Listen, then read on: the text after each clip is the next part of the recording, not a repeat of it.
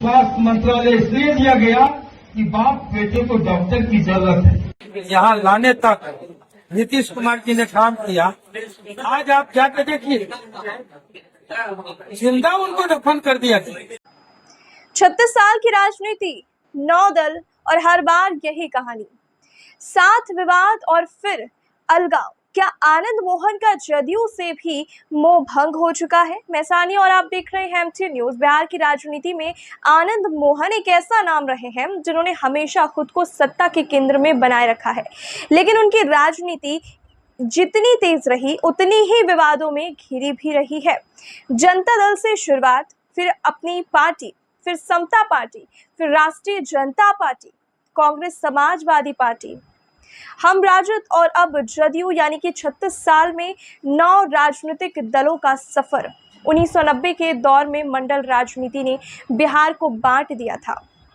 उसी के दौरान में आनंद मोहन अगड़ी जाति के बड़े चेहरे के रूप में उभरे। लालू प्रसाद यादव के खिलाफ में आक्रामक राजनीति ने उन्हें तेजी से लोकप्रिय बनाया है।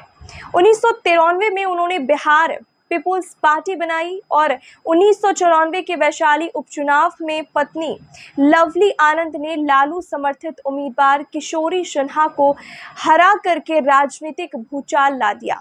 उस जीत के बाद आनंद मोहन को लगा कि वे अकेले लालू यादव को चुनौती दे सकते हैं, लेकिन 1995 विधानसभा चुनाव ने पूरी तस्वीर बदल दी। 259 सीटों पर चुनाव लड़ने वाली बिहार पीपुल्स पार्टी बुरी तरह हार गई। खुद आनंद मोहन 3 सीटों से हार गए। पार्टी के 249 उम्मीदवारों की जमानत जब्त हो गई।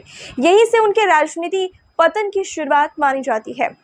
इसके बाद उन्होंने नीतीश कुमार की समता पार्टी ज्वाइन की। 1996 में जेल में रहते हुए भी सांसद बने, लेकिन यहाँ भी ज्यादा दिन साथ नहीं चला। फिर शंकर सिंह बाघेला की पार्टी में चले गए।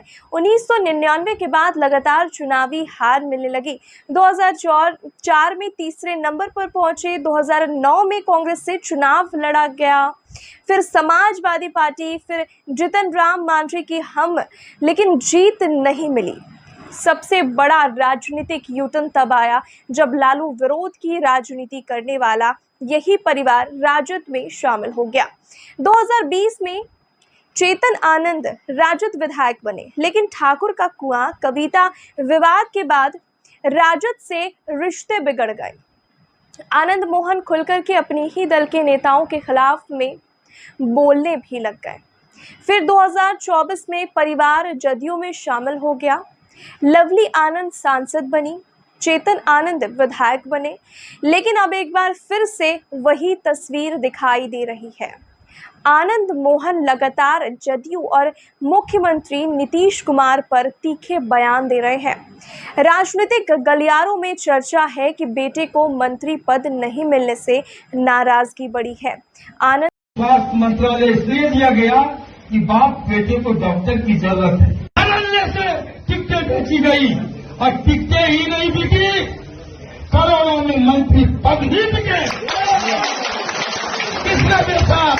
ये हमसे बेहतर मोहन की राजनीति की सबसे बड़ी खासियत यही रही कि वे कभी लंबे समय तक किसी दल में टिक नहीं पाए।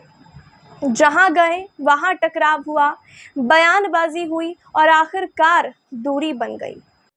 नहीं, देखिए, जिस दौर से, कठिन दौर से जनता दल यू को बनाने से लेकर यहाँ लाने तक नीतीश कुमार जी ने काम किया।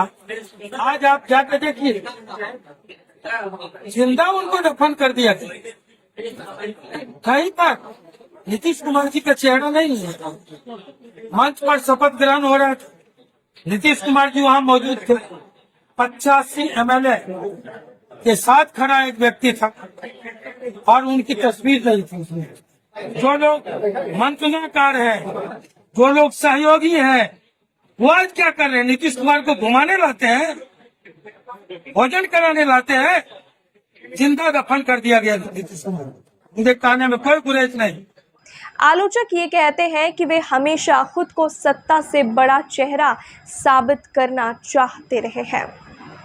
अब सवाल यही है, क्या जदयू से भी उनका मोह भंग हो चुका है? क्या बिहार की राजनीति में फिर कोई नया समीकरण बनने वाला है, या फिर आनंद मोहन एक बार फिर नया राजनीतिक ठिकाना तलाशेंगे? फिलहाल इतना ही। राजनीति की हर बड़ी खबर और अंदर की हलचल के लिए देखते रहिए MTN न्यूज़।